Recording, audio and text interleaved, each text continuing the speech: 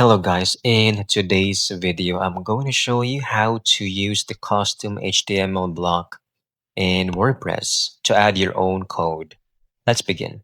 First, go to the official website for WordPress. Click on the login button at the top right and sign in with your Google account to access your dashboard. From your dashboard, click on the edit site under the quick links section over here. When you click on this, you can easily enter the page editor where you can manage your entire content over there. Then click on the plus icon over here, type custom HTML in the search bar. So custom HTML, this is what we need. You can now click on this block and add it to your page. And it will look like this, okay? You can now easily enter your HTML code carefully in the input field.